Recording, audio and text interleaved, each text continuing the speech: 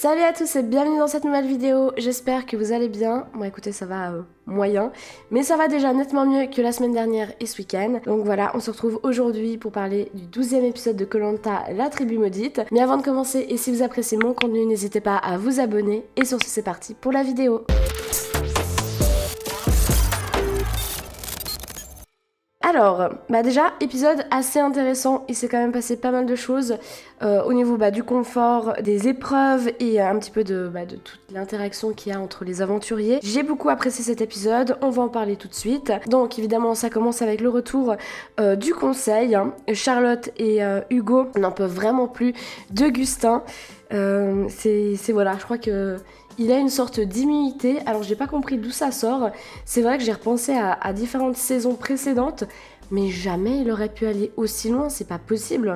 Avec l'attitude qu'il a, en particulier avec les filles, mais il aurait été dégagé, mais très très vite dans le jeu.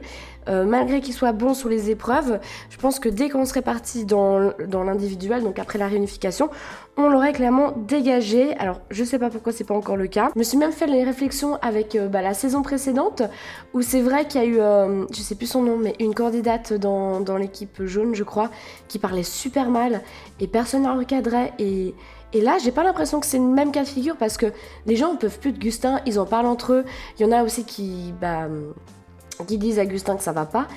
Mais je sais pas, il est toujours pas dégagé, il a une sorte d'immunité, je ne comprends pas. Et d'ailleurs, j'ai même repensé à Dylan. Bon, vous allez me dire que c'est un des pires candidats. Oui, presque. Et je sais pas, je trouve qu'il a un côté un petit peu comme Dylan de moi je sais tout, moi je connais tout. Et en plus, quand on lui fait une remarque, il retourne la situation en mode non mais c'est toi qui m'écoutes pas, ou tu me parles mal, tu me réponds mal, moi je veux juste essayer de t'expliquer. Enfin, je sais pas, ça fait très... je vais pas dire pervers narcissique, mais dans l'idée de culpabiliser ou de retourner la situation alors que c'est un peu toi qui a foiré, enfin bon, je sais pas, mais mauvaise impression, je commence vraiment à avoir marre de lui. Hormis ça, bref, on a Maxime et Cassandre qui donc arrivent sur l'île maudite, ils découvrent cette île qu'ils ne connaissaient pas. Je tiens aussi à souligner que Cassandre n'est toujours pas au courant que Gustin l'a trahi, étant donné qu'au conseil, bon déjà lui il a dit qu'il avait voté contre Jack, et puis... Voilà, Cassandre, elle était sous le choc, il s'est pas expliqué, Gustin, bon de toute façon on va y revenir plus tard, mais voilà, elle est persuadée que Gustin est encore de son côté, etc. Donc voilà, ils sont au courant qu'ils vont devoir faire un duel entre eux et que ce sera donc leur ultime chance de réintégrer l'aventure. Mais avant ça, on a l'épreuve de confort, un classique dans koh Lanta, l'épreuve de la boue. Donc voilà, ils s'enduisent de boue et ils doivent remplir leur seau. Le plus lourd se sélectionne du coup pour une deuxième partie d'épreuve. Donc ce sera en deux parties, filles et garçons séparés. Ce qui permettra du coup d'avoir 2 filles et 2 garçons sélectionnés pour l'épreuve finale. Le confort, la récompense du confort, elle est trop stylée. Je crois que c'est une des meilleures récompenses qu'on a eues dans cette saison.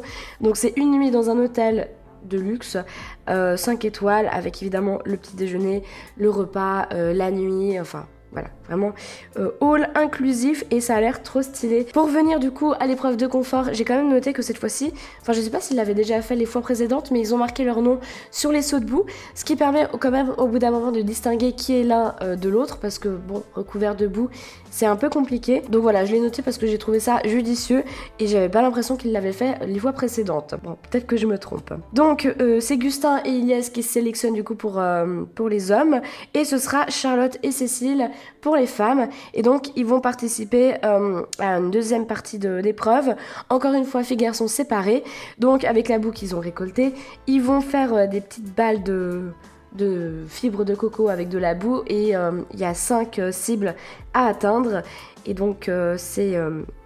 Charlotte qui réussit pour les filles et Ilyes de justesse parce que Gustin avait quand même pris pas mal d'avance. Je crois qu'il avait... En fait, il faisait à chaque fois 2 boules. Du coup, ça lui permettait de tirer à chaque fois 2 fois. Et du coup, à chaque fois qu'il tirait au moins une fois, il touchait une cible. Je crois qu'il avait déjà 3 cibles d'avance sur Ilyes. Ensuite, il y a une égalité, donc Ilias est remonté. Et au final, c'est Ilias qui remporte la victoire. Et là, je peux vous dire que c'est clairement Charlotte qui est contente et soulagée de ne pas partir en confort avec Gustin. Donc voilà, comme je l'ai dit, je trouve que c'est vraiment le meilleur confort qu'on a eu de cette saison. C'était trop stylé à voir. En plus, pour aller à l'hôtel, ils sont passés par la ville. Ils ont pu, il y avait de la musique, voir les gens. Enfin, je pense que ça doit faire du bien au moral aussi de voir d'autres personnes que juste les aventuriers, de voir un petit peu de vie et voilà. De retour sur l'île maudite, attention, c'est l'heure du... Donc l'idée c'est de former avec 11 pièces une vague en continu au niveau de la hauteur. Alors personnellement je me suis tout de suite dit que c'était mal barré pour Cassandre étant donné que de ce qu'on a vu, il y a certaines épreuves qui sont pas... voilà, que c'est pas son point fort, on va dire ça comme ça. Notamment la représentation un petit peu dans l'espace, tout ce qui est un peu visualisation en 3D, etc. J'ai eu l'impression que c'était pas son fort. Mais étonnamment, elle gagne. Je suis vraiment très contente pour elle. Donc elle va réintégrer l'aventure et honnêtement je suis assez contente que ce soit Cassandre. Déjà parce que c'était un dommage collatéral de l'élimination de Maxime. Et en plus de ça, il avait un collier donc ça aurait pu clairement être évité. Et on va le voir par la suite, ça va clairement donner de belles images étant donné que Gustin et elle ont des choses à se dire. On en parlera plus tard évidemment. Mais pour l'heure, c'est Maxime qui va donc intégrer la maison du jury final. Et évidemment, il va expliquer tout ce qui s'est passé aux autres aventuriers. Voilà, la phase des binômes, l'île maudite, etc. Et surtout son élimination avec un collier. Et là, clairement, il va se faire juger par tout le monde sur le fait de ne pas avoir utilisé son collier. Bon, là, franchement, il peut s'en prendre qu'à lui-même. Hein. Mais bon, c'est clair que quand tu pars avec un collier, autant te faire petit. Alors bon, en ce qui concerne le confort, comme je vous l'ai dit, ils vivent leur meilleure vie, ils mangent bien, ils se reposent, voilà, ils sentent bon, etc. Nous, on va surtout parler de l'arrivée de Cassandre, du coup, sur l'île. Et directement, elle est alpaguée par Hugo, qui va la prévenir que ce qui s'est passé, c'était surtout la faute de Gustin, qu'il était totalement au courant, qu'il l'a trahi sans vergogne. Bon, il a pas dit ça, mais voilà. Parce que Hugo, il est vraiment remonté contre Gustin. Évidemment, Cassandre, elle tombe des nues, elle s'y attendait pas. Et donc, elle va en parler à Gustin, qui se justifie, mais comme un nulos. Franchement, il était très mauvais. Ouh, c'était mauvais. Vraiment, vraiment pas bon. Il s'embourbe dans un sorte de mensonge bizarre. Il dit, oui, non, mais si j'avais pas voté comme ça... c'est moi qui serais partie. Puis la Cassandre, elle le regarde, mais il n'y avait aucun vote contre toi et Charlotte. Non mais, nul. C'était très nul de sa part. Je pense qu'il aurait juste dû accuser le coup, être honnête, chose qu'il est moyen. Bref, être honnête sur le fait que oui, il était au courant, oui, il aurait pu la prévenir. Enfin, et puis... C'est vrai que ça aurait pu complètement être évité. Bon, lui, il savait pas qu'elle avait le collier, mais d'où l'idée justement de lui en parler. Enfin... Cassandre, elle s'en est vraiment bien tirée. Bon, de toute façon, elle était dans son bon droit, elle avait les arguments, donc voilà. Mais elle aurait pu se faire encore manipuler ou je sais pas quoi, retourner le cerveau par Gustin. Mais vu qu'il était nul, bon, ça a pas marché, heureusement. Et voilà, j'ai l'impression qu'il switch, qu'il passe à autre chose et qu'il se rend compte qu'en fait, ça va être lui, le prochain à être éliminé, qu'il est en danger et que vite, vite, vite, il faut se dépêcher de faire une stratégie avec son allié de toujours, Cassandre. Bien sûr que non, je sais pas dans quel monde, dans quelle réalité il pensait que elle allait lui pardonner et en plus de ça l'aider. Bref, il est vraiment à part. Hein. Et je vous assure que c'est pas un trait de caractère des Suisses. Voilà, on va le mettre à part. Il est plutôt côté suisse-allemand en plus, je pense. Mais en parallèle de ça, on a Hugo qui se réveille un petit peu au niveau de la stratégie et qui va donc proposer... donc bon, lui, je vous rappelle, il a deux colliers, donc celui-là de Maxime et le sien. Donc les gens sont au courant qu'il en a un, celui-là de Maxime. Et donc l'idée, c'est de propager une rumeur comme quoi il veut garder absolument son collier jusqu'à la fin. Donc voilà, ça pousserait tout le monde à voter contre lui. Paf, coup de poker, il joue son collier et lui, il aurait mis au préalable le nom de Gustin, comme ça on est sûr que c'est Gustin qui s'en va. Étonnamment, pas mal de gens est plutôt d'accord avec lui. En tout cas, les ex-rouges, ça joue bien. Et Jacques lui propose la même chose au final, même qu'il n'a pas besoin d'utiliser son collier, genre clairement ils vont juste tous voter contre Gustin. Donc voilà, comme quoi les choses se réunissent bien et comme quoi c'est vraiment clair, Gustin agace tout le monde, même ses prétendus alliés. Bon, on va voir qu'il y a Thibaut et Ilias sur le coup qui voudraient bien le sauver, mais ça va clairement pas le faire. Alors l'épreuve d'immunité arrive et donc on a un puzzle. C'était assez rapide. Je vous avoue que l'épreuve d'immunité, je l'ai moins appréciée que l'épreuve de confort, même même si voilà, elle était sympathique. Jacques va être le dernier, donc il gagne.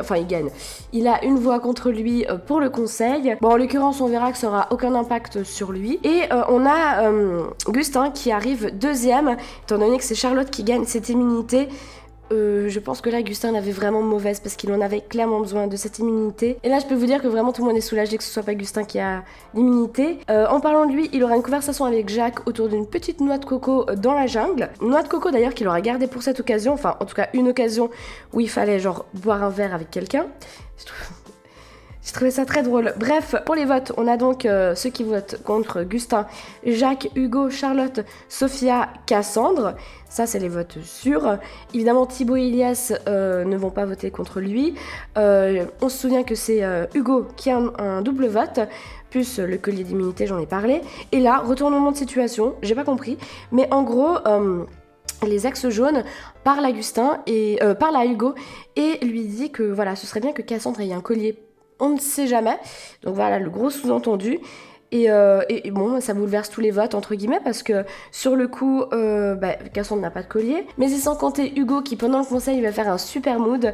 Bravo à lui, il va du coup céder un de ses colliers à Cassandre. Et il aura bien fait, étant donné que Cassandre aura eu 4 voix.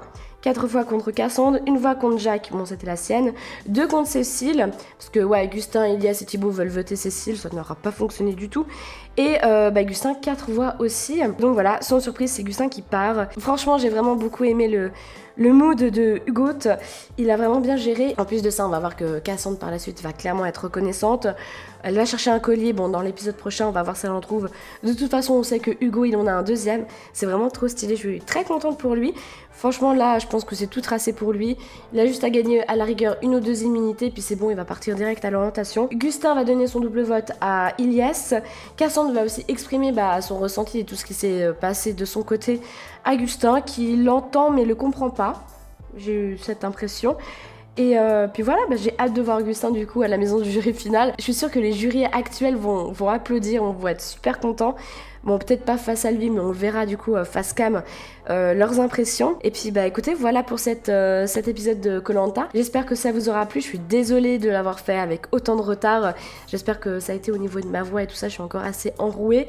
Enfin bref, voilà, écoutez, j'espère que vous avez aimé cette review. Si c'est le cas, n'hésitez pas à la liker, la commenter, bien sûr, à vous abonner, ça me soutient énormément. Si jamais ça vous intéresse, je vous mets la FAQ juste là. Vous pouvez m'écrire vos questions en commentaire. Et moi, je vous dis à très bientôt dans une prochaine vidéo. Ciao, ciao!